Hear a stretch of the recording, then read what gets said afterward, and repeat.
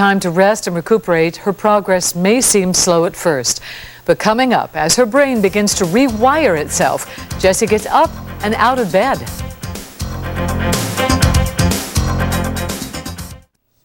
Just 1 day out of surgery, Jessie Hall is still sedated. Doctors say it's for the best to minimize the pain and, most of all, to keep her delicate head still and protected. WJZ has a team of reporters tracking Jessie through her recovery.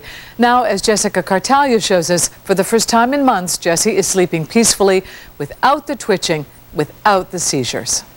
And all night long you could hear him roar. In the waiting room of Johns Hopkins Children's Center, Grandpa sings a very happy tune. What did you think when she opened her eyes? How good is that feeling? Oh, your heart just gets big. Just overwhelming and amazing. Just down the hall, Mom and Dad wait patiently at their daughter Jessie's bedside. I mean, we've gone over the first hurdle, right? I mean, the first hurdle was surgery, and she's through that.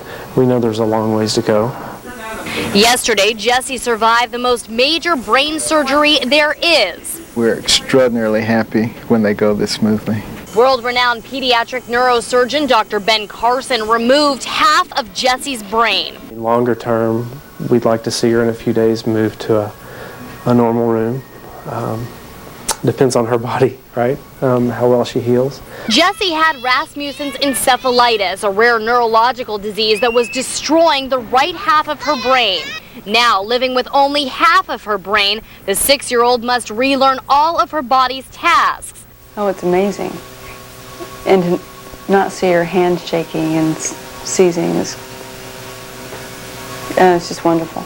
Just another little gift this bright, beautiful child has given her loving parents. I'm very gratified by all the thoughts and prayers of people, not only throughout Baltimore, but around the country, who've gotten caught up with Jessie's story. In the next few days, Jessie gradually comes to. It is hard for her parents to see their little girl so tired and so uncomfortable, and to hear her ask to go home. But seeing Jessie with a clear understanding of what she wants is comforting to Chris and Christy. In the back of their minds, they feared that Jessie would not come out of surgery the same little girl. Each day, Jessie grows a little stronger. She begins eating and drinking, and finally sitting up. 6 days after the surgery, Chris and Christy get the confirmation they needed to know that they made the right decision. Test results confirm a severe presence of Rasmussen's encephalitis in Jessie's brain tissue. Until now, her diagnosis had only been clinical, but not definitive. Now that her parents know they made the right decision, Derek Valcourt reports the focus can be completely on Jessie's recovery. Hello? A phone call from her older brother Hi, Matt. shows how little Jessie is getting her spark back. I ordered mac and cheese for lunch. Also back, her appetite. For the first time since surgery, she ate well, feeding herself an entire plate of mac and cheese. Her personality's there. We can't wait for the energy to come back because she's a really spunky, fun kid, and we can't wait to get that back. 7, 8, 9, 10. It's a long way from where Jessie was about a week ago. Jessie is out of pediatric intensive care and in a regular room. Push down, you've been exercising. And most importantly, showing some movement in the left half of her body. She's going through changes day by day, minute by minute, and getting stronger every day. It's really been interesting and kind of fun to watch her just recover and seeing how her brain is rewiring itself and getting everything going again. And it's very nice to be excited about something again. We're on the downhill side, you know, to recovery and a lot of wonderful possibilities for Jessie. Jessie's move from the hospital to the rehabilitation center at Kennedy Krieger Institute was delayed a couple of days while doctors tried to bring a fever down. Those are common for hemispherectomy patients. But now, 12 days after surgery, Adam May shows us Jessie is moving on into the next step in her recovery. If any child deserves the right to draw on walls, it's Jessie Hall, the 6-year-old skull scarred and stapled after undergoing Rasmussen's encephalitis.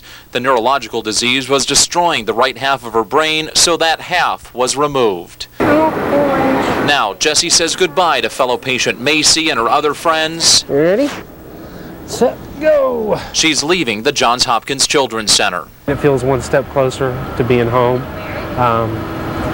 It means that we're not progressing or degressing. We are progressing, and that's just a good feeling. Thank you so much. You're welcome. Jessie's story touched many hearts in Baltimore, but her journey here is far from over. Down the bright hallways and through an underground tunnel in a wheelchair, followed by a wagon overflowing with cards, toys, and gifts, some from total strangers who saw her story. Jessie arrives at the Kennedy Krieger Institute for rehab. Now they're healthy enough to be in a setting like this, and so we'll try to normalize life as much as it can be at this point, having her dressed in normal clothes, up and out of bed, off to therapy. Doctors say that therapy schedule will be rigorous, but often disguised as games or playtime, and her personality's already back. I know what your favorite color is. Sarcastically pointing out that I like wearing lots of blue, and challenging me to get... Oh, it's all good. We're very, very excited and happy that we're here to start her on her road to recovery and rehab, so she can walk out the door. It may still look like Jessie walking out the door is wishful thinking, but with a lot of hard work and her fighting spirit, Jessie may do just that. Still ahead, we'll take you through her rigorous rehabilitation program. And later,